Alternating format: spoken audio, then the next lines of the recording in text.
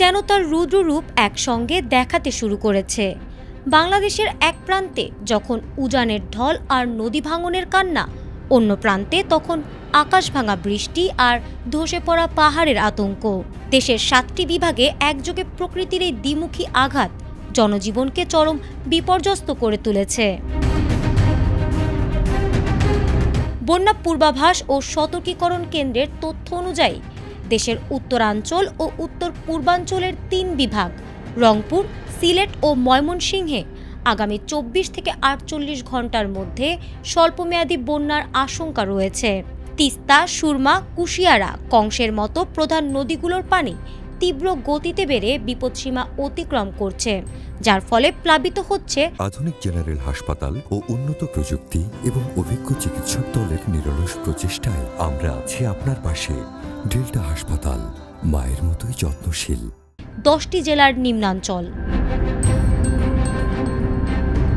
অন্যদিকে আবহাওয়া অধিদপ্তর দেশের বাকি 4 বিভাগে ঢাকা, খুলনা, বরিশাল ও চট্টগ্রামে জারি করেছে অতি ভারী বর্ষণের সতর্কতা। সক্রিয় মৌসুমি বায়ুর প্রভাবে এই অঞ্চলগুলোতে আকাশভাঙা বৃষ্টির কারণে জনজীবন স্থবির হয়ে পড়েছে।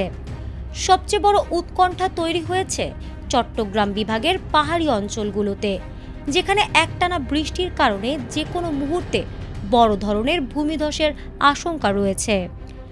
একই সঙ্গে উপকূলীয় ঝড়ো হাওয়ার কারণে অভ্যন্তরীণ নৌবন্দরগুলোতে 1 নম্বর সতর্ক সংকেত দেখাতে বলা হয়েছে।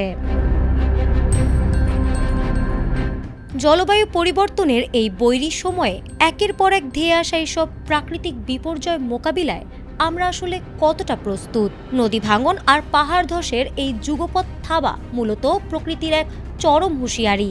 এই জোড়া বিপর্যয় থেকে সাধারণ মানুষের জীবন ও সম্পদ রক্ষা করতে হলে কেবল জরুরি ব্যবস্থাপনায় যথেষ্ট নয়, বরং এখন প্রয়োজন দীর্ঘমেয়াদী পরিবেশ বান্ধব ও টেকসই পরিকল্পনা।